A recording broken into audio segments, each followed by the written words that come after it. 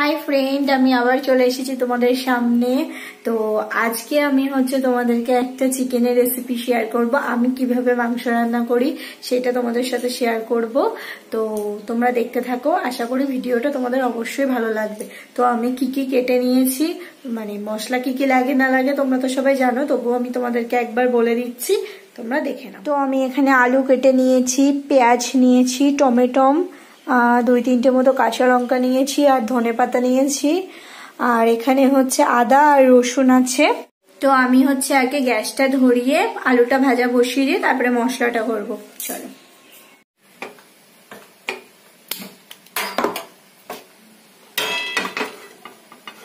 আমি কড়াইটা বসিয়ে দিয়েছি। তো দেখো কড়াইটা গরম হয়ে গেছে, আমি এটা পুরোটাই সরষের তেলে রান্না করব। তাহলে চলো তেলটা দিয়ে দিই। একটু বেশি করেই আমি একেবারেই তেলটা দিয়ে দেবো, তাহলে তেলটা গরম হয়ে যাক। এগুলো দিয়ে দেবো।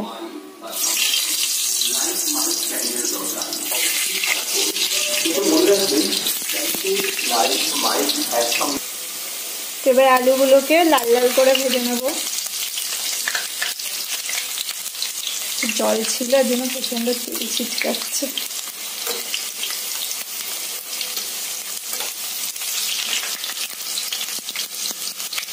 তো আমি একেবারে নুন হলুদটা দিয়ে দিয়েছি আলুতে, দিয়ে এবার পুরোটা লাল লাল করে ভেজে নেব।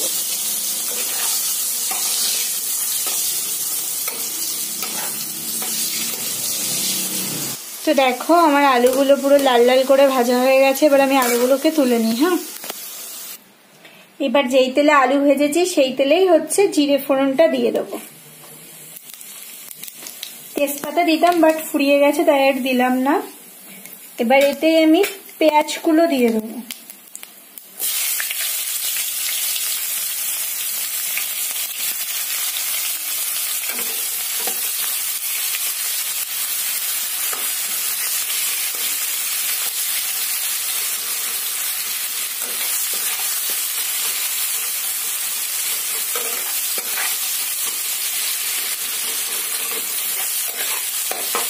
এখানে আমার পেঁয়াজটা ভাজা ভাজা হয়ে গেছে। এর মধ্যে আমি টমেটোগুলোকেও একেবারে দিয়ে দিয়েছি, যাতে একটুখানি নরম হয়ে যায় টমেটোগুলো।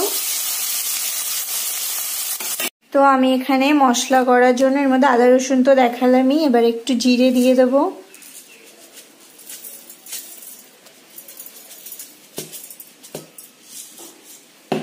জিরে দিয়ে দিয়েছি, আর 4টে শুকনো লঙ্কা দিয়ে দেবো, তার কারণ আমাদের একটু ঝালটা কম খাই এর জন্য।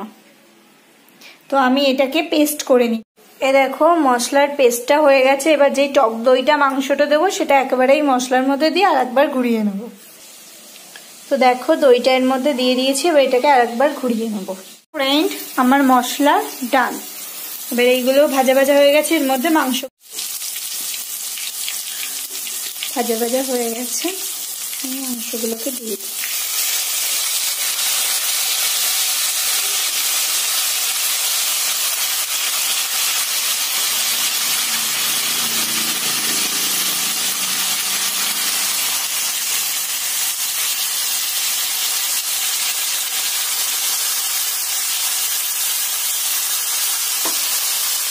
এটাকে নাড়াচাড়া করে নেবো। এবার এটাকে সুন্দর করে নাড়াচাড়া করে নিয়েছি।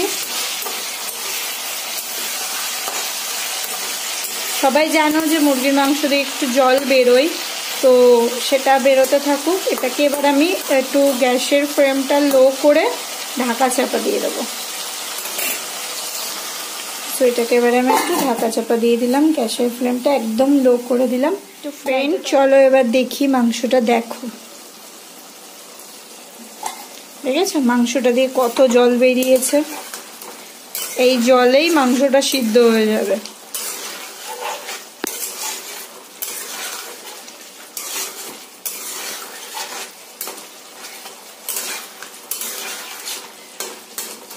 এর মধ্যে এবার আমি আলুগুলোকেও দিয়ে দেবো।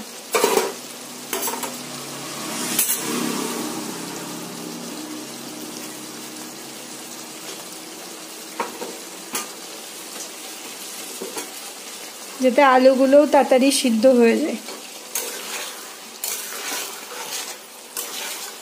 এখনো কিন্তু আমি এর মধ্যে নুন হলুদ মশলা কোনো কিচ্ছু দিইনি, শুধুমাত্র একটু মাংস জলটাকে টানাচ্ছি আর একটু হালকা সিদ্ধ করছি। তো এটা হতে থাক, আবার ঢাকা চাপা দিয়ে দেবো জলটা টানা। ফ্রেন্ড হচ্ছে জলটা শুকিয়ে গেছে আর এ দেখো তেলগুলো পুরো বেরিয়ে এসেছে। এবার আমি এর মধ্যে মশলাটা দেবো। এখনই দেখেছো কত সুন্দর কালার হয়ে গেছে। এবার আমি মশলাটা দিয়ে দেবো।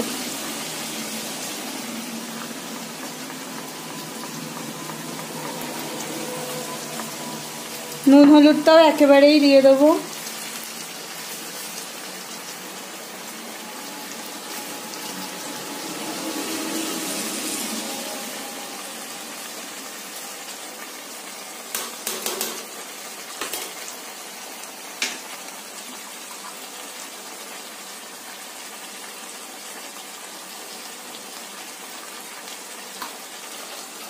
এবার এটাকে সুন্দর করে কষিয়ে নেব।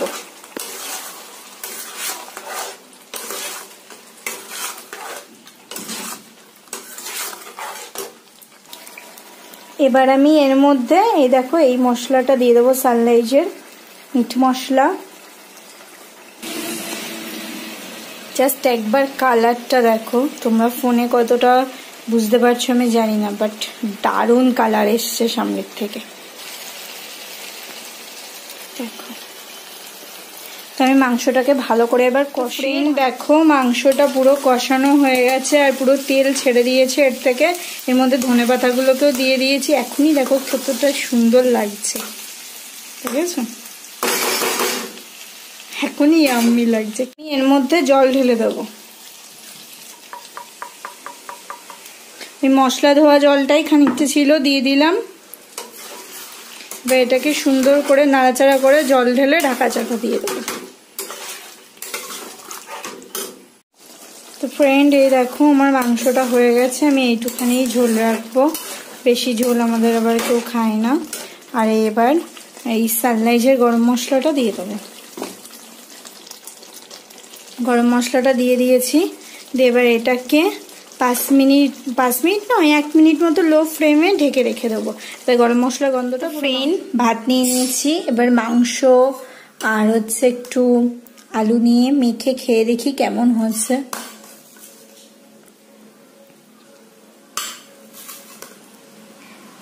একদম গ্রেভি গ্রেভি, কালারটা দেখেছো কত সুন্দর।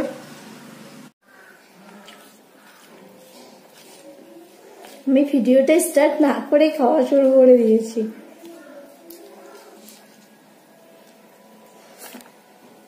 ইয়াম্মি বেরিয়েছে, জাস্ট ইয়াম্মি। তোমরা অবশ্যই বাড়িতে বানিও আর হচ্ছে সবাইকে খাইও, দেখো ভালো বলবে আর কি। তাহলে আমি কারো খাবারটা ফিনিশ করে নিই। আর আজকের মতো ভিডিওটা তাহলে এখানেই শেষ করছি। তোমাদের যদি ভিডিওটা ভালো লেগে থাকে তাহলে অবশ্যই একটা লাইক কমেন্ট শেয়ার করতে ভুলো না, প্লিজ প্লিজ প্লিজ। আর চ্যানেলটা ছেড়ে যাওয়ার আগে আমার চ্যানেলটাকে প্লিজ সাবস্ক্রাইব করেছিও। তো আজকের মতো টাটা, বাই বাই। সবাই ভালো থেকো, সুস্থ থেকো, সাবধানে থেকো।